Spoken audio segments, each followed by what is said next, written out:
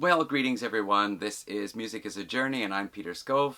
Today I'm doing a video of 7 albums, well CDs, that I bought that were inspired by other vinyl community channels. In some cases I didn't even listen to any of the music. They were completely blind buys. In other cases I did have the opportunity to listen a little bit. So let's get into these 7 albums. The first one is by a band called the Besnard Lakes, and this is called The Besnard Lakes Are the Roaring Night. Here it folds out for the full view of the artwork, some cannons, blazing cityscape, presumably across the water, and a high-tension wire tower, for some reason. Must be more modern than I thought. So the Besnard Lakes on Wikipedia are described as a post-rock, shoegaze, and new prog band out of Montreal. I'm not exactly sure, but like new prog, I'm familiar with neo prog, which is typically said to have started in the late 70s and continued on through the 80s and 90s. So this is new prog, which I guess is the kind of next stage of newer progressive rock style. Anyway, I definitely noticed the post-punk and shoegaze, and particularly in the 4th track, Albatross, you can really hear that My Bloody Valentine style with the strumming of the open chords, the fuzz tone, and the waving of the tremolo bar to give that wavy chord effect. Male and female vocals again, so also like My Bloody Valentine in that way, but not a lot of similarities between My Bloody Valentine and the Besnard Lakes. I really enjoyed this album here. Yeah, the only thing I might say is that listening to it with the in-ear earphones is that there's sometimes a bit of a clash of the higher tones if the volume is up a bit high, so I have to knock the volume down a notch. I first heard about this album from Brian at Embryonic Robot. He mentioned this on his channel, and I thought it sounded really cool based on his description. So I checked out a couple of videos on YouTube and decided to order this one for the song Albatross. There's a video for that. And some 2 hours after I ordered it, I saw Ben Rankin's video where he also talked about this album. So that's the Besnard Lakes. Next up, I did mention this previously, this is a death metal band from California called Sepsism. I saw this one on S&T Young's channel. He has a lot of videos about extreme metal genres, as well as some traditional metal. So he was playing this in the background while he was talking about some other albums. So this is Sepsism. They had an 11-year career span, I think, with about three full-length releases. This one is called Purulent Decomposition, and the cover photo shows some corpses well past their expiry date, festering in a pool of their own greenish liquids. Whatever. Typical death metal album cover, and for that matter, it is a typical old school death metal album. There are no surprises on here. It is all about heavy riffs, blast beats, intense music, deep growly vocals, and occasional moments where the band steps back and lets one guitarist introduce the next riff before everybody comes in again. Pretty much every song is like that. So no surprises as in like acoustic things or orchestral or saxophones or anything like that. Just every song is a typical traditional death metal song. The sound of the guitars is pretty raw. The drumming is, of course, intense. I feel there's a slight slackness to the drums, which just gives it more of that kind of loose, visceral feel. So overall, I can't say there's a particular track that stands out. However, this is an enjoyable listening experience for me from start to finish. As with a lot of these traditional death metal band albums, it's just, for me, it's like sinking into a hot bathtub and just enjoying and relaxing, which may not be the thing you would think to do while listening to some intense death metal, but that's my feeling. Just from start to finish, this is a very comfortable and enjoyable listen when I want to hear something of this style. So that's Sepsism from S&T Young's channel.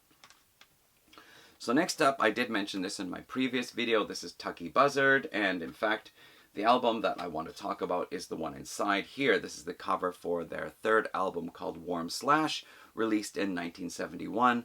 I had actually never heard of Tucky Buzzard before, so I was surprised to find out they released 5 albums in the early 70s. I heard about these guys on Cosmic Vinyl, Brian at Cosmic Vinyl introduced this in one of his videos, and he was talking about very heavy albums prior to 1980, and most of them were around the early 70s anyway. So I decided to check out Tucky Buzzard, and indeed they do have some very heavy songs. Even if the songs are not in that more early heavy metal style, and they're more like a blues rock, blues hard rock, the guitar sound on that album is still particularly heavy in tone. So some of the songs will start with a really great guitar tone and switch into a blues rock style. But I do appreciate the overall heavy tone of the album, and there are 2 or 3 tracks that go into that early 70s heavy metal sound, a little bit more Uriah Heep-ish in places. I also really like the vocals. In some places he does sound almost like a 1980s metal singer. So that's Tucky Buzzard. The cover you see here is from their second album, self-titled. So it's the third album, Warm Slash. That's the one that Cosmic Brian recommended, and I'm glad to have picked it up. Okay, next, this is a band I actually have known about for 34 years or so. This is a band called Jellyfish. There was a record store in the same building where my father had his office, and I sometimes would go in and hang out and chat to the people who worked in there and just take a look at what they had. And I remember one day seeing on the wall a band called Jellyfish, and this album cover where the band members are wearing a little bit zany type clothes. They look like characters out of Willy Wonka or Dr. Seuss or something. And in the background here is a nude woman's torso covered in this bluish jelly. And yeah, it's called Belly Button. So I was always curious about what this album sounded like. And then Steve at the now no longer existing All the World's a Stage channel, sad loss that is, he mentioned it in a video of his a month or 2 ago, and I said I was always curious about that album, and he said, it's power pop, so it's probably not your thing since I don't see you talk about power pop. Well, actually, I do like some power pop. I mean, one of my favorite bands, Sloan, is classified as power pop, and I also like some of the late 70s Cheap Trick songs, which I think fall into the power pop category. Also, I think even some early Who songs were classified as power pop. So I was curious about it, and I found it on Yahoo Auction for a very good price. I don't remember if it was new or almost new, but the condition is so good. It came in this little plastic thing with the obi. So I've listened to it twice. In fact, all of these albums I've listened to all the way through twice. And then some of them I've listened to songs, certain tracks additionally.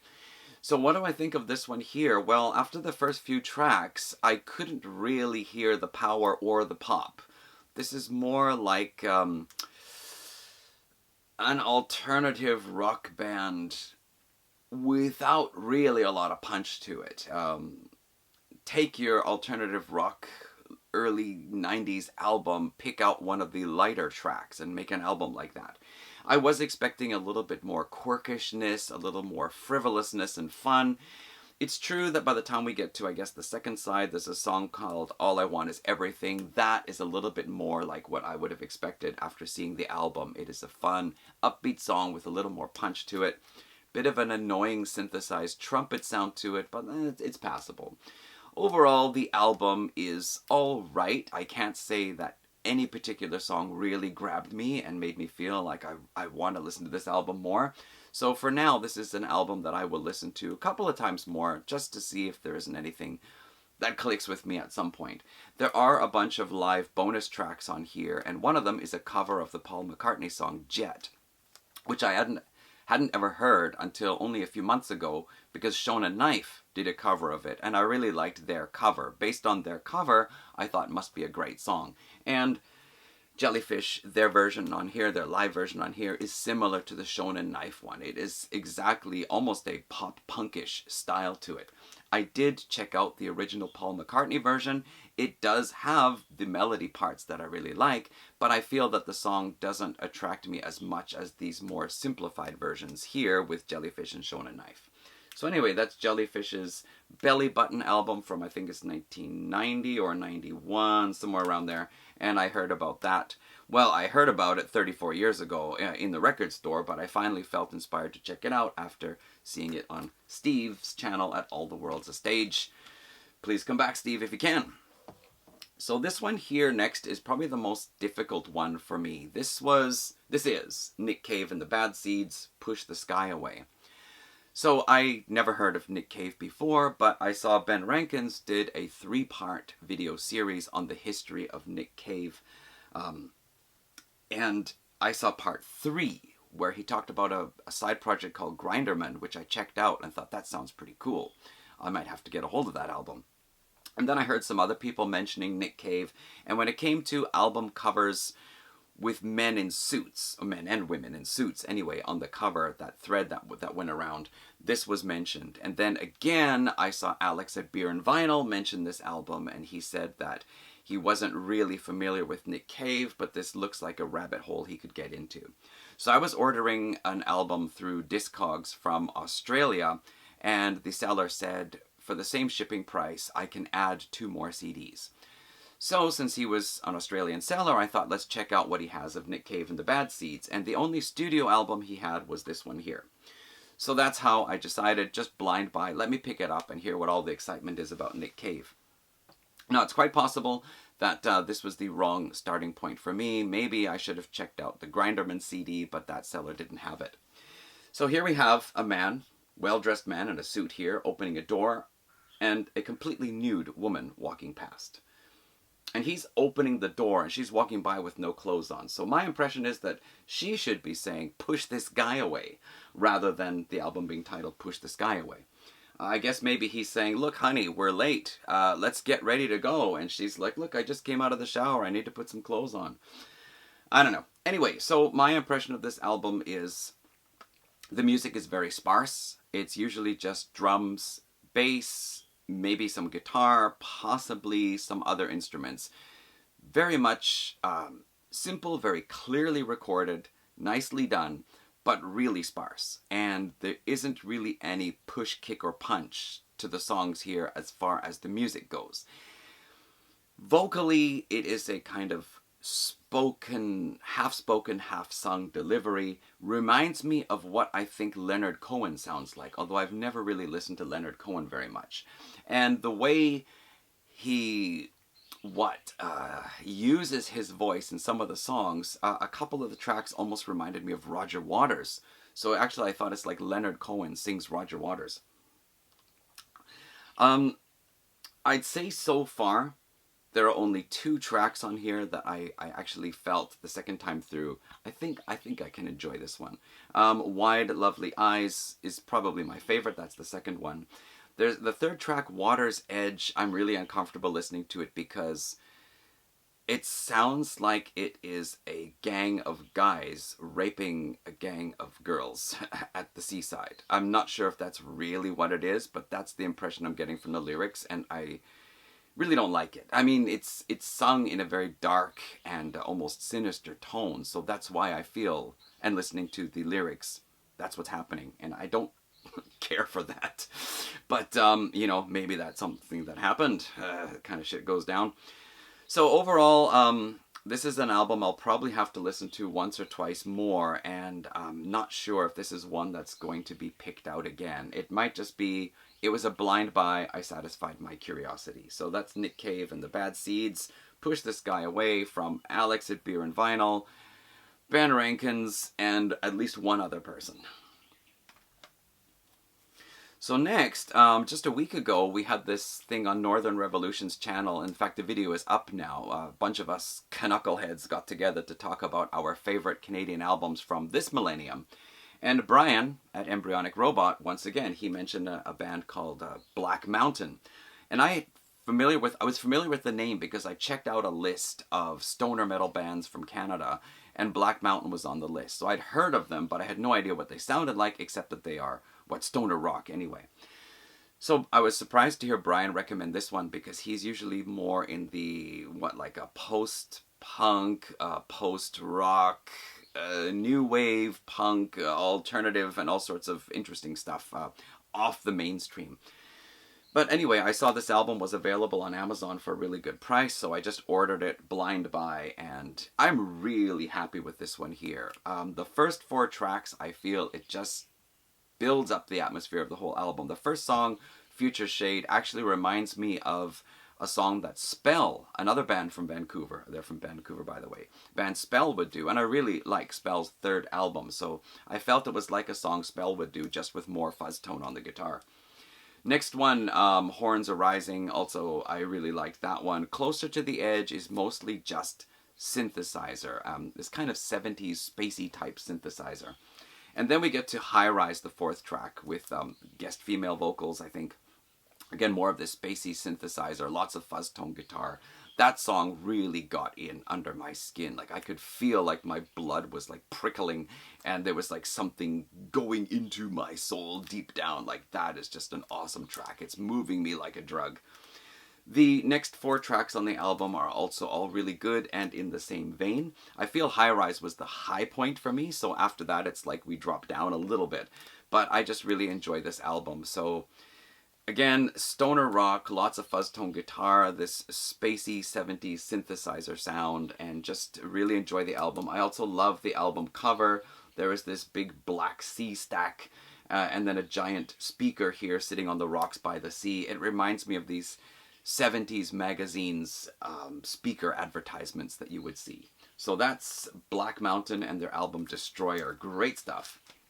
And finally, this is a Japanese artist named Masayoshi Takanaka. He was originally with a band called Flight Egg, who I'll be talking about that band in an upcoming video sometime. And later he played with the Sadistic Mika band. But finally he went solo. He's done probably over 20 solo albums since then. This is called The White Goblin from 1997, and this is the sequel to an album called The Rainbow Goblins from 1981. And I heard about that on Tokyo Record Style's channel. Brian, for his vinyl tag, mentioned this album as an album that takes you to another world. And it is, the original one, The Rainbow Goblins, is a concept narrative type album, but it's actually an album of instrumental tracks with narration at the beginning of each track, telling you the story of the Rainbow Goblins. So I don't have that album. Originally, when I thought to get it on Amazon, it was really highly priced. However, I have since found it on Yahoo Auction, going various copies going for very reasonable prices. So I've got a bid on one on the super high quality CD. So I'll probably end up with that in my collection by the end of the week. But for now, I got The White Goblin, which is the sequel, and this tells the story of this White Goblin and his experiences on the above the surface world of Earth, and how he goes down into the deep Earth to tell the goblins who live down there about this wonderful place with so many colors. Apparently the goblins feast on colors of nature.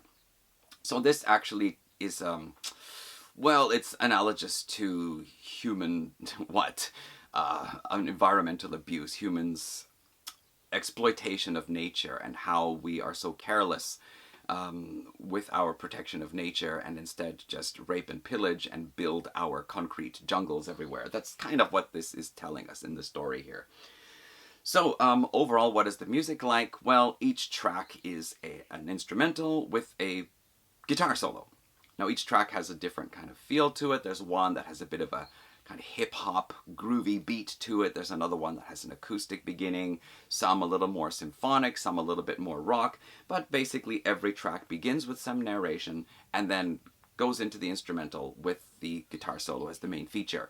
The music is composed quite simply, I find. Like, there's just something set up as the backbone for the guitar solo to play over top. So it's not like the music goes through any kind of like symphonic prog type stages, different change-ups. No, each track has a singular motif and the guitar solo is played over top. So this is basically a guitar solo album, but I'm really intrigued by the story. I think that for me is the most captivating. Again, I've only listened to it twice though, so no singular tracks picked out as favorites. And that's it. So that is from Brian at Tokyo Record Style, the reason why I ended up with this in my collection. And that is my review, a quick review of 7 albums that I bought that were inspired by channels in the VC. So, thank you for watching that one then, and yeah, I'll be back with another video whenever I can, but I'm home all this week because I was supposed to be off in the mountains for that TV program, and I had to cancel. Won't go into the details of that, but anyway, I had to cancel, so I'm just off work this week. Anyway, thanks again for watching. See you in another video soon. Take care all, and bye.